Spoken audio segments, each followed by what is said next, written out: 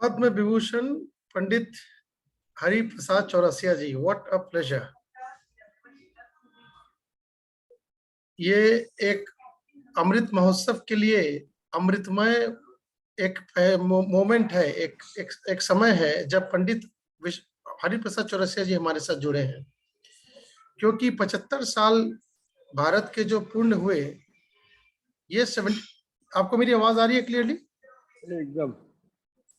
जो 75 साल भारत के पूरे हुए, जिसको 12 मार्च 2021 को प्रधानमंत्री मोदी जी ने अमृत महोत्सव का नाम दिया, इस उत्साह के साथ में इस उत्सव को मनाया जा रहा है, जो कि 15 अगस्त को ये पूरा होगा। उसके बाद अमृत काल की शुरुआत होगी। आने वाले 25 साल जो भारत को 100वें साल में स्वाधीनता के ले जाएंगे। हमने लास्ट 15 महीनों से ये कड़ी चलाई हुई है, जिसमें भारत के जो बहुत बहुत महान शिल्पकार लोग हैं, जो शिल्पी हैं भारत को बनाने के लिए, उन लोगों को हमने अपने साथ जोड़ा। मैंने, जनरल वीके सिंह साहब ने, ऐसे कुछ और बंधुओं ने मिलके, और जैसे पंडित तरुण भट्टाचार्य जी का नाम मैं जरूर लेना चाहूंगा, क्योंकि उनके माध्यम से ही हमारा आपके साथ संपर्क जुड़ा।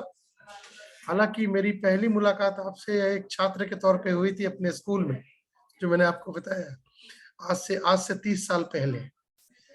तो अब आज मैं आपको निवेदन करता हूं, हालांकि ये एक वो घड़ी भी है जब हम the magic of Pandit Shiv Kumar Sharma is something which we will all be missing. और जो ये जो जादू आपने और पंडित शिव कुमार शर्मा जी ने मिलके बनाया, जो विश्व को जिसने खुशी दी, हमें खुशी दी, और आज वो हमारे बीच नहीं है। तो इस विषय पे भी आप थोड़ा सा हमें बताएं कि पंडित जी के साथ में जो आपकी, जो आज इतने सालों, इतने वर्षों पुरानी जो जोड़ी रही, वो कैसे बनी, और आज वो आप हमारे बीच में नहीं है।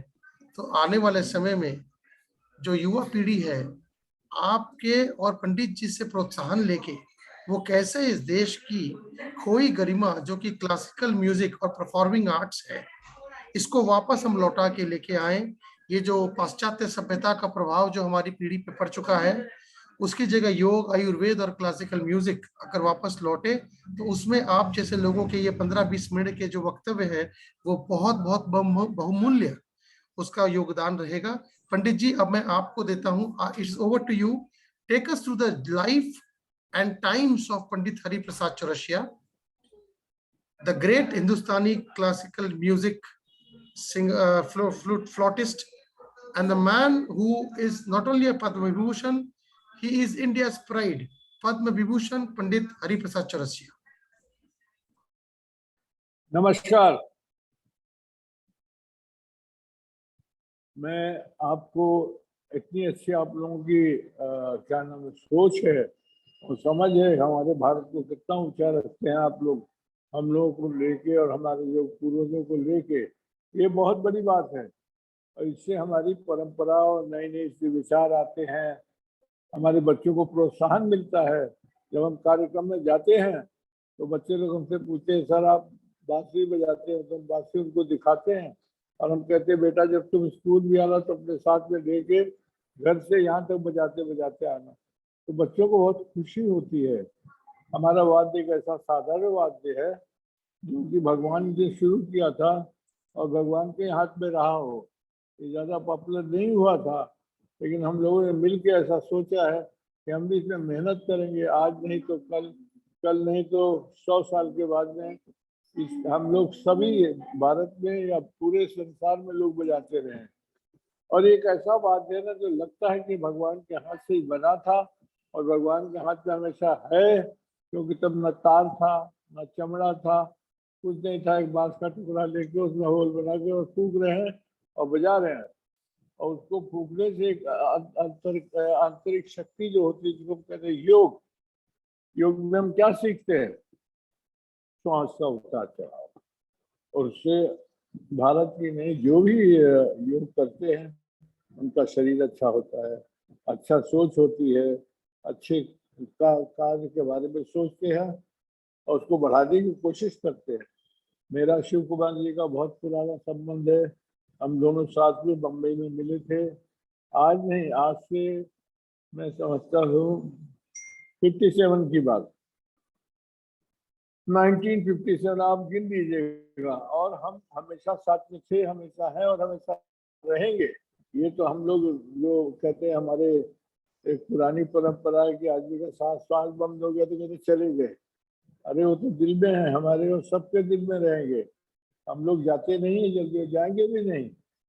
और ये हम आपको सच्ची वादा करते हैं कि संगीत हमारे द्वारा या हमारे भाइयों के द्वारा या हमारे स्टूडेंट के द्वारा इतना अच्छा हो जाएगा, और अभी भी अच्छा है और अच्छा होगा। चाहे वो शास्त्रीय संगीत हो, चाहे वो सुगम संगीत हो, चाहे वो फिल्म हो, चाहे कुछ भी हो, किसी मार्फत से संगीत का नाम हमेशा ऊंचा रहेगा। ये हमारा प्रयास रहेगा।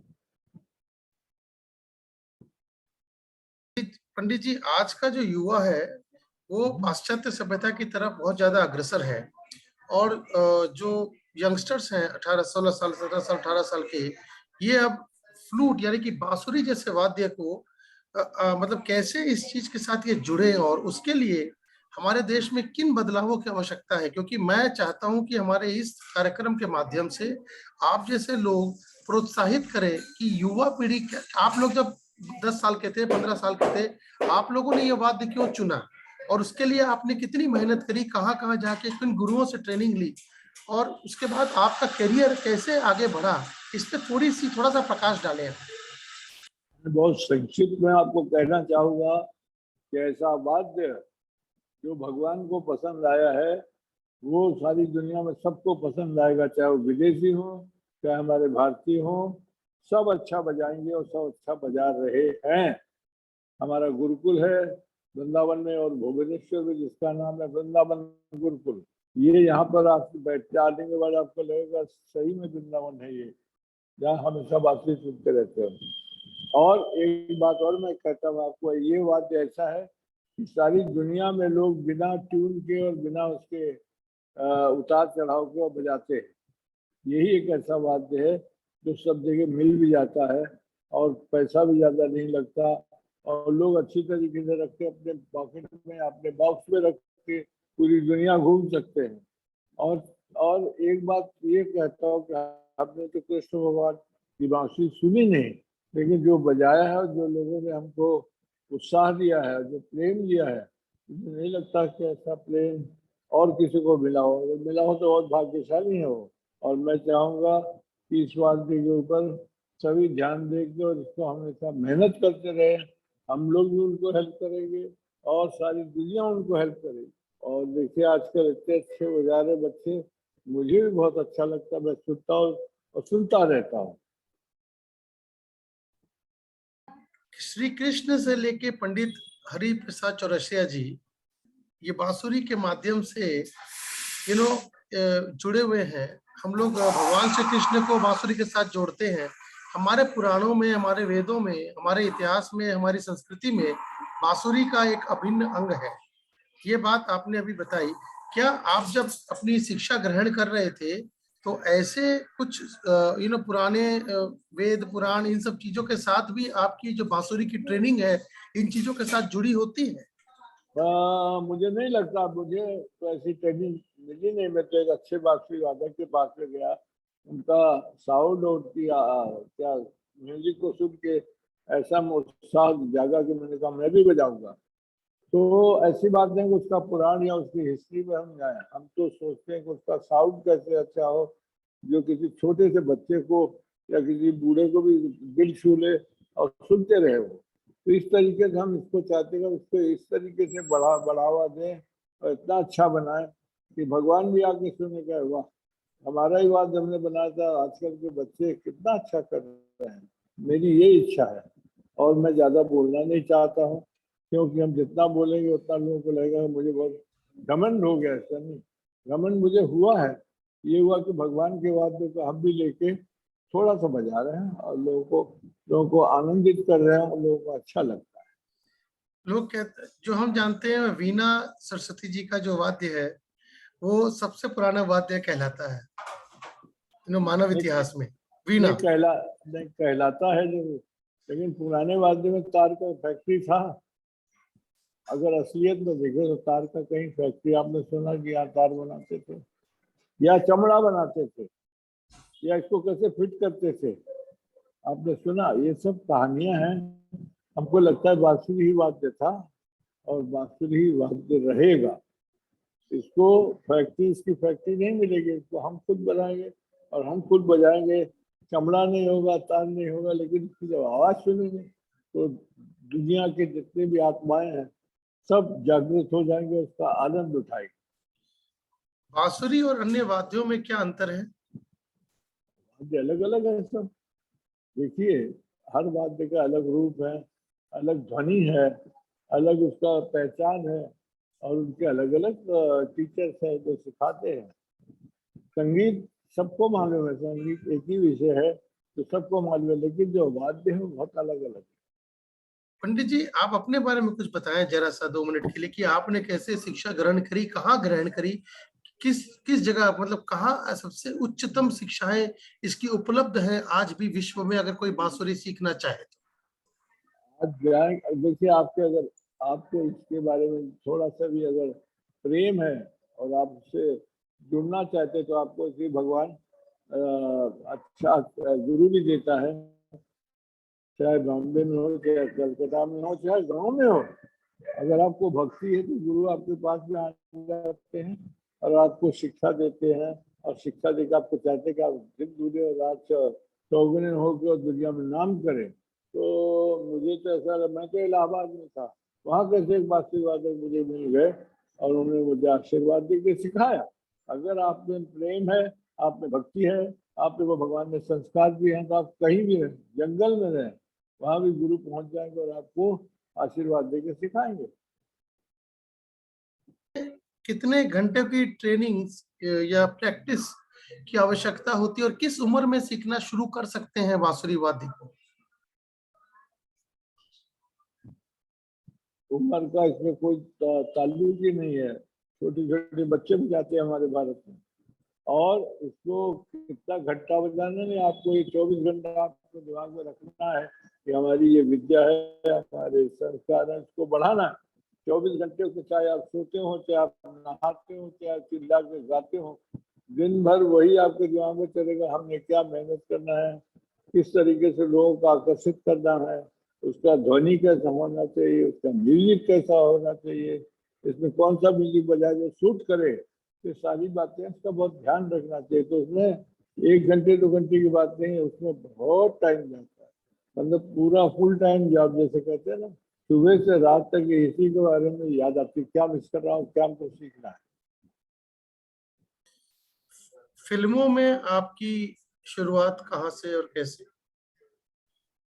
देखिए सर, फिल्मों में तो मैं बहुत साल से जुड़ा हुआ हूँ और जितने बड़े बड़े म्यूजिक डायरेक्टर थे, शायद आप जानते हो या ना जानते हो, ऐसे लोग भी थे जो पुराने, जैसे हुसैन लाल भगत राम, श्री रामचंद्र, हेमंत कुमार, ये बड़ी पुरानी हस्तियां थी, बड़े पुराने कंपोजर थे। इनका अलग अलग मूड होता था, अलग अलग घराना इनका अपना होता था और वैसे ही गाना बजा कंपोज करते थे जो कि सुनते ही लोग कहें कि ये इसमें म्यूजिक डायरेक्टर, बिना नाम सुने हुए। वो अब नहीं रही वो बात। अब कहाँ से आदमी कहाँ चला जाता है, तो किस तरीके का पिक्चर में गाना चाहिए, इन आजकल के जो हमारे कंपोजर को नहीं शायद मालूम है कि इस पिक्चर में अगर गाने की जरूरत नहीं है या बहुत जरूरत है, तो किस प्रकार का गाना गाया जाए जो कि तो वो जो स्टोरी के साथ में जुड़ जाता है। और जब स्टोरी के साथ में जुड़ जाएगा तो बहुत अच्छा लगेगा। तो स्टोरी के साथ में नहीं जुड़ जाएगा तो ऐसा लगेगा कि एक्स्ट्रा एक गाना कैसे लगा दिया। आजकल ये हालत हो रही है। हम लोगों ने शुरू किया था सिलसिला से, सिलसिला में हर्षिव हरि नाम से हम दोनों ने मिलकर म्यूजिक दिया था। सिलसिला, फासले, लम्हे, चांदनी, डर, साहिबा, परंपरा, बहुत सारी मूवीज का दिया था। उसके बाद हम लोगों को लगा कि अब म्यूजिकल पिक्चर आएगी तो ये म्यूजिक देंगे, नहीं तो अपना खुद का प्रोग्राम करेंगे। आज के जमाने में जो आपने बात छेड़ी, अब तो बांसुरी का मतलब होता है सुरीलापन और धुन, मतलब वो एक ऐसा वाद्य है जिसके साथ आप कर्कशता को शायद नहीं जोड़ सकते। मतलब जो बाकी वाद्य हैं उनके साथ आप अगर जोर से बजाएं या तोड़ना चाहें तो कर्कशता आ जाती है, लेकिन मैं जो कॉमन सेंस बोलती है बांसुरी के साथ आप कर्कश नहीं बजा सकते। तो इसीलिए आज तो का जो हाँ जी पंडित जी। इसीलिए भगवान ने इसको चुना था, नहीं तो सभी कोई बजाते होते थे ना। भगवान ने इसीलिए इसको चुना था, और आराम से जब बजाते थे तो अकेले बैठ के बजाते थे। इनको ट्यून करना पड़ता था कि तार है लाओ, तार टूट गया तो जोड़ो, ये करो, कुछ नहीं करना, बस उठाया और बजाया। तो जब बजाते हैं हम तो हम साथ में गाते हैं, हम फूक के गाते रहते। तो अपनी अपनी धारणा, अपनी अपनी भावना, अपना अपना प्रेम, किस प्रकार का म्यूजिक अच्छा लगता है, जहाँ हम बजा रहे हैं, हम मंदिर में बजा रहे हैं तो भगवान के लिए बजा रहे हैं, बच्चों को स्कूल में बजा रहे हैं तो बच्चों के लिए बजा रहे हैं। उस टाइप का अगर म्यूजिक हम बजाएंगे तो उनको अच्छा लगेगा, और जब उनको अच्छा लगेगा तो हमारे होके सदा हम हमारे जीवन में वो हमारे शिष्य रहेंगे या हमारे श्रोता रहेंगे। बांसुरी जो हम साधारण लोग जो म्यूजिक के बारे में कुछ नहीं जानते, जैसे मैं हूं, मुझे म्यूजिक का कुछ नहीं पता, हम जैसे लोग इतना ही जानते हैं बांसुरी का मतलब सुरीलापन, मीठापन, मधुरता, मिठास, मेलोडी। तो ये चीज मुझे लगता है कि और किसी वाद्य के साथ ये बातें जोड़ना मुश्किल है। हो ही नहीं सकता। जो भगवान की क्या नाम है वाणी है, संगीत की वाणी है, चिल्लाने की वाणी नहीं, झगड़ा करने की वाणी नहीं है। भगवान की वाणी सुरीली होनी चाहिए तो सबके कानों में अच्छी लगती है। फिर वो उसको कोई चाहे भारतीय हो चाहे विदेशी हो, कभी उस ध्वनि को भूलता नहीं, और हमेशा सीखने की और सुनने की इच्छा रखता है। तो बांसुरी की ध्वनि ऐसी है कि उसको ट्यून न भी करना पड़े तो भी उसको सुनकर आनंद आता है कि जैसे हम स्वर्ग में बैठे। तो हम इसको 24 घंटा अपने जीवन में रखते हैं, उसी के ऊपर मेहनत करते हैं। तब आज लोग हमको और हमारे जो भाई लोग हैं बांसुरी वाले, उनको प्यार करते हैं। मोदी जी ने कहा था, जब उनसे पूछा गया था कि पाश्चात्य संगीत और भारतीय संगीत में पौराणिक पौराणिक पुराणिक संगीत में जो अंतर है वो ये कि पाश्चात्य संगीत जो है वो शरीर को डोलाता है, हिलाता है, और जो भारतीय शास्त्रीय संगीत है उससे आत्मा डोलने लगती है। ये मोदी जी का कहना था। तो क्या आप बिलीव करते हैं कि बांसुरी का कोई रोल है पाश्चात्य संगीत में भी? क्या बांसुरी को पाश्चात्य संगीत में भी यूज किया जा सकता है या किया गया है? संगीत में करते हैं लोग, और आजकल ज्यादा ही करते हैं, क्योंकि विदेशी लोग आते हैं भारत में, उनको अच्छा लगता है ये बात। तो साथ में जाते को बजाए गाए हमारे साथ में, हम हमारा संगीत सीखें, हमारे साथ रहें, और भारतीय लैंग्वेज भी सीखे, भारतीय खाना भी उनको अच्छा लगता है। तो अब बहुत सालों से चल रहा है ये, और लड़का हो या लड़की हो सब बांसुरी बजाना चाह रहे हैं। तो मुझे ऐसा लगता है कि इससे ज्यादा मुझे मेरे हिसाब से इससे ज्यादा लोगों को कोई दूसरा वाद्य नहीं पसंद आया होगा जितना बांसुरी पसंद आया होगा। तो क्या इसमें बहुत ही क्या इसको बजाना बाकी वाद्यों की तुलना में आसान है या ज्यादा कठिन है? दुनिया में हर चीज मुश्किल है, लेकिन अगर आपको प्यार है उससे और कोई लगन है तो आप उसको इजी बना लेते हैं। हम कोशिश कर रहे हैं, अभी हमारा देखिए कितने साल से बजा रहे हैं, 70-80 साल तक कोशिश है कि इसको इजी बनाने, अभी तक नहीं बना पाया। हो सकता है कि हमारी 2-3 जन्म लग जाए इसमें, तो इसका इजी बना सको, लेकिन मुझे नहीं लगता संगीत इतना इजी होता है। जो बाकी वाद्य है जैसे माउथ ऑर्गन वगैरह, इनके साथ अगर बांसुरी की तुलना की जाए, क्या अलग चीजें हैं माउथ ऑर्गन वगैरह जो? बहुत अलग, बहुत अलग, हर चीज की वैल्यूज है। सैक्सोफोन है। हाँ सेक्सोफोन है, लेकिन माउथ ऑर्गन में बच्चों को खिलौने की चीज है, खिला दे। सेक्सोफोन है ये जो विदेशी संगीत को बजाने की चीज है। भारतीय संगीत में दूसरे वाद्य में सितार, सरोद और शहनाई, सारंगी, बहुत सारे अलग अलग वाद्यों के लिए अलग अलग खोज होती है, और अलग अलग भाषा होती है, और अलग। अब कोई अंग्रेजी में गाना गाएगा, कौन सा ओम जय जगदीश हरे, कैसा लगेगा? बिल्कुल फिट नहीं होगा, क्योंकि इसकी भावना उसकी भावना दोनों अलग है, दोनों की पहचान अलग है, दोनों के गाने वाले अलग हैं। एक पैदा हुआ है गंगा जी के किनारे और दूसरा पैदा हुआ है न्यूयॉर्क के या कोई दूसरे शहर के भीतर, उसको वातावरण नहीं मिला तो कैसा गाएगा वो, या वो शहनाई भक्ति कैसे आएगी? शहनाई और बांसुरी में भी बहुत अंतर है पंडित जी। बहुत, हर चीज में अंतर है। मैंने कहा साउंड बाइट बजाने के लिए बनावटी, सब जो बनावट है वो भी अभिन्न है। आपने उस्ताद बिस्मिल्लाह खान के साथ बजाया है कभी? साथ तो नहीं बजाया, लेकिन साथ में रहे हैं बहुत। एक ही प्रोग्राम में आधा उनका आधा मेरा, या दूसरे भी कलाकार है, इससे मिलकर हम बहुत प्रोग्राम कुछ ऐसे किए हैं। कुछ ऐसे अच्छे बड़े नामचीन कलाकार भारतीय शास्त्रीय संगीत के जो आपकी स्मृति में रहते हैं, जिनके साथ आपने काफी सारे प्रोग्राम किए हो, या आपने काफी अच्छे से जिनके साथ प्रोग्राम कुछ किए हो विश्व में, कुछ सभी ऐसे कर। लोग हैं, सभी है, मेरा परिवार है, बहुत बड़ा परिवार है कलाकारों का। और हमारा एक भाई तो अभी चले गया, आपने बताया ना, शिव कुमार जी। इन्हीं के तरीके से बहुत सारे हमारे भाई और बहन हैं जिनके साथ हमारा पार्टिसिपेशन होता था, होता है और होता रहेगा। संतूर के साथ बांसुरी का मिलन।